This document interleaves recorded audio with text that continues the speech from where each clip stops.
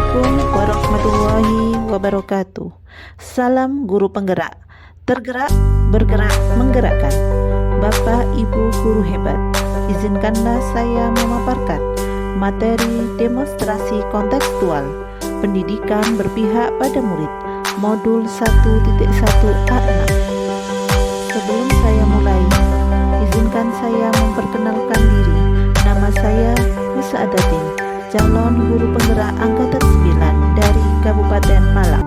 Gelora, kau adalah sosok yang terkagumi, yang selalu gelorakan semangat menimba ilmu, yang memperluas horizon pikir pandang untuk keselamatan dan kebahagiaan.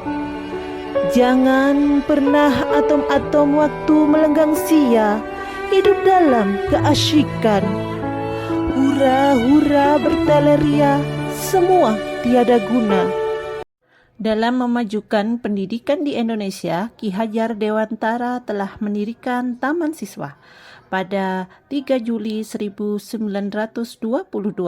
Di sekolah ini juga Ki Hajar Dewantara menumbuhkan kesadaran para siswa akan hak-hak mereka dalam mendapat pendidikan yang layak, yang mana taman berarti menyuguhkan keindahan.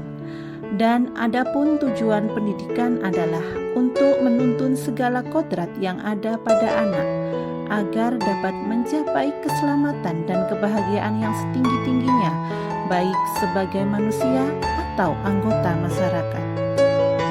Adapun konsep pendidikan menurut Ki Hajar Dewantara, pendidikan yang holistik, di mana peserta didik dibentuk menjadi insan yang berkembang secara utuh, meliputi holistik, olah rasa, olah jiwa, dan olahraga melalui proses pembelajaran yang berpusat pada murid yang dilaksanakan dalam suasana penuh keterbukaan, kebebasan, dan menyenangkan.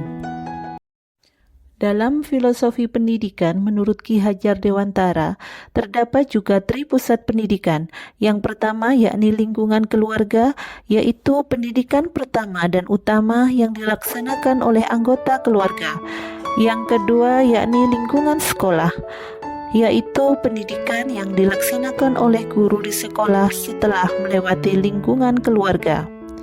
Dan yang ketiga yakni lingkungan masyarakat, yaitu lingkungan sehari-hari yang ikut serta dalam membentuk dan mendidik karakter anak. Dalam pendidikan, Ki Hajar Dewantara menganalogikan bahwa pendidikan diibaratkan sebagai penyemaian beberapa benih, guru sebagai petani yang merawat benih, dan murid sebagai beragam benih yang ditanam. Dalam pendidikan, diharapkan terjadinya sebuah perubahan budi pekerti.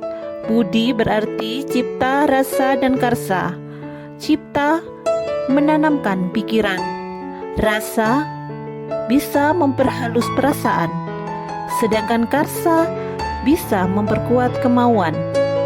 Sedangkan pekerti yakni tenaga yang bisa menyehatkan jasmani. Makna menghamba pada murid tercermin dalam semboyan Engarso Sungtulodo, di depan memberi teladan, yang mana seorang pemimpin harus mampu memberikan teladan. Ing Matio Mangun Karso, di tengah memberi semangat.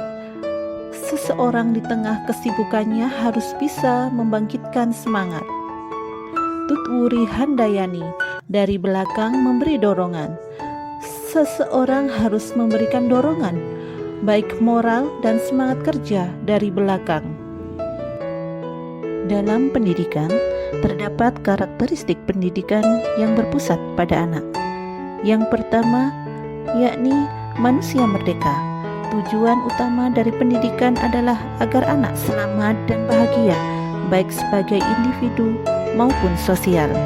Menurut pemikiran Ki Hajar Dewantara, adalah manusia merdeka, sehingga pendidikan harus berpihak pada murid, agar anak selamat dan bahagia, baik sebagai manusia maupun sebagai anggota masyarakat.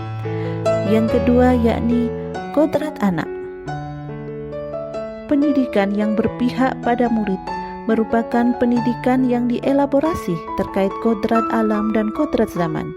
Ki Hajar Dewantara mengingatkan bahwa pendidikan anak sejatinya menuntut anak supaya dapat mencapai kodratnya sesuai alam dan zamannya.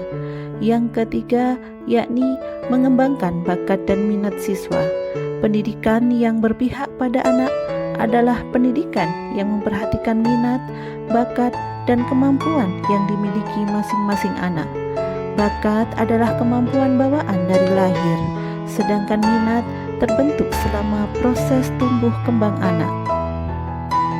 Di tempat saya mengajar di SDN 3 Ardi Mulyo Singosari sudah menerapkan pembelajaran menurut filosofi Ki Hajar Dewantara bahwa pendidikan itu berpusat pada anak, berhamba pada anak. Guru hanya menuntun. Di SDN 3 Ardi Mulyo, anak-anak bisa memilih ekstrakurikuler sesuai bakat dan minat anak tersebut. Terima kasih saya ucapkan.